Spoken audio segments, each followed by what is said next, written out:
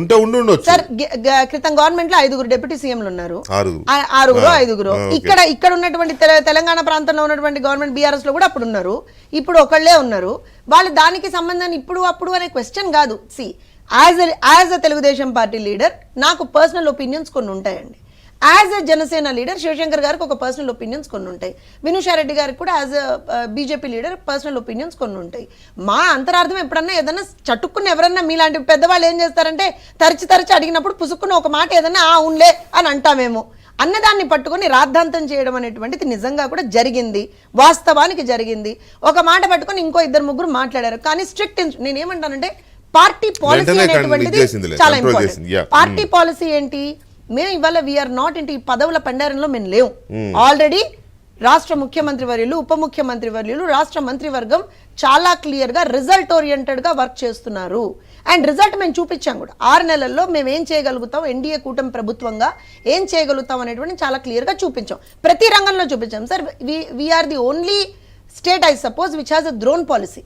We are the only state, I suppose, which has an MSME open policy. MSME corporation chairman గా అక్కడ sir ఉన్నారు కాబట్టి నేను చెప్తున్నాను. సో ఇంత బ్రహ్మాండంగా మేము ఒక రిజల్ట్ ఓరియంటెడ్ గా పనిచేస్తున్నప్పుడు అసలు ఈ పాయింట్ ఎందుకు తీసుకొచ్చారు అని అంటే, ఇందాక మీరు అన్నారు ఎన్నికలు వస్తున్నాయి, స్థానిక సంస్థలు వస్తున్నాయా, లేకపోతే రేపు పొద్దున అదే సేమ్ ఎన్డీఏ ఏదైతే, because NDA has been successful sir.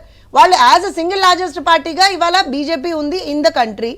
Single largest పార్టీగా 99, అంటే మనం అదే నెంబర్ తీసుకుంటే 99 కాంగ్రెస్ది. They didn't even touch that 100 mark. నేను అవన్నీ కూడా మాట్లాడదలుచుకోలేదు, నాకేం ఎవరి మీద వ్యతిరేకత లేదు. కానీ ఎన్డీఏ కూటమిగా మేము ఇవాళ రోజున వర్క్ చేస్తూ ఉన్నాము. రాష్ట్రంలో ఒక సక్సెస్ఫుల్, ఆంధ్రప్రదేశ్లో ఒక సక్సెస్ఫుల్ గవర్నమెంట్ అక్కడ ఫామ్ చేశాము, కేంద్రంలో ఫామ్ చేశాము.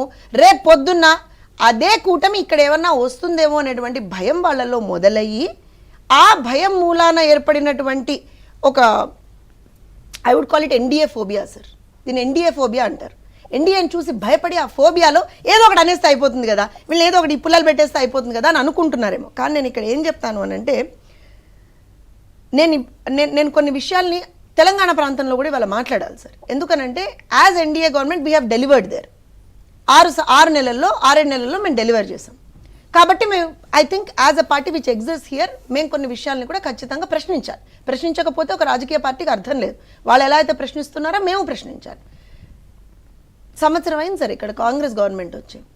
ఫుల్ టైం ఎడ్యుకేషన్ మినిస్టర్ లేడు, ఫుల్ టైం హోమ్ మినిస్టర్ లేడు, మున్సిపల్ మినిస్టర్ కూడా లేడు. Thank you sir, thank you sir. Right, me note తోటే వచ్చింది.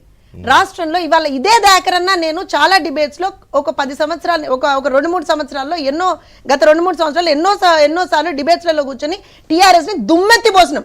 సిగ్గు లేదా, బుద్ధి లేదా, పిల్లలకి పురుగులన్నం పెడతారా మీరు అని చెప్పి ఇదే దాకరన్నా నేనే దుమ్మెత్తి పోసినాం. అరే ఇవాళ శైలజ లాంటి ఒక పిల్ల చనిపోతే కనీసం ఏం చేస్తున్నారు సార్ గవర్నమెంట్? మేము అడగకూడదా?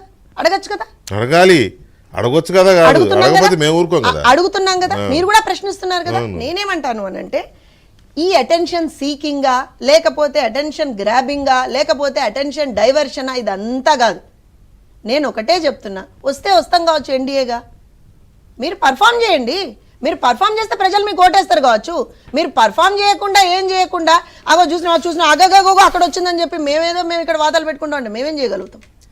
మా కూటమి చాలా బలంగా ఉంది వెంకటకృష్ణ గారు. దానికి కారణం కూడా ఒకటే, ఇక్కడ ఏది కూడా స్వార్థపూరితంగా ఇక్కడ ఉన్నటువంటి టీడీపీ కావచ్చు, జనసేన కావచ్చు, భారతీయ జనతా పార్టీ కావచ్చు, మేము అలయన్స్ లోకి రాలేదు. ప్రజల కోసం వచ్చినాం విత్ 93% స్ట్రైక్ రేట్. 93% స్ట్రైక్ రేట్తో వచ్చాం మేము. సో డెఫినెట్గా పీపుల్ మమ్మల్ని ఆశీర్వదించి అక్కడ కూర్చోబెట్టినప్పుడు అత్యంత బాధ్యతాయుతంగా పనిచేస్తున్నటువంటి కూటమి ప్రభుత్వం మాది. మా మీద ఏదో ఇట్లా చిల్లరగా ఏదైనా బురద జల్లాలని చూస్తే ఏమో ఆ బురద మీకే ఆడుతుందేమో, కొంచెం జాగ్రత్తగా ఉండండి అని మాత్రమే. కొత్తగా పోయేది ఉంది కాంగ్రెస్ కి ఆంధ్రాలో, తెలంగాణలో ఒక చిన్న మాట సార్. 5 సంవత్సరాలుగా ఒక దుర్మార్గమైనటువంటి పాలన ఆంధ్రప్రదేశ్లో చూసాం వెంకటకృష్ణ గారు. ఎన్నో సందర్భాల్లో మీరు డిబేట్స్ పెట్టారు, మీరు మాట్లాడారు, మేము చాలా సందర్భాల్లో మాట్లాడాం.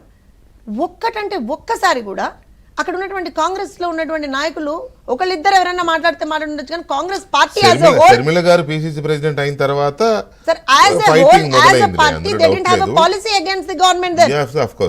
So we can also question. నేను ఏమంటున్నానంటే, ఇప్పుడు మీ పార్టీ అక్కడ ఉంది, షర్మిల గారు ఉన్నారు కాబట్టి పిసిసి అధ్యక్షురాలుగా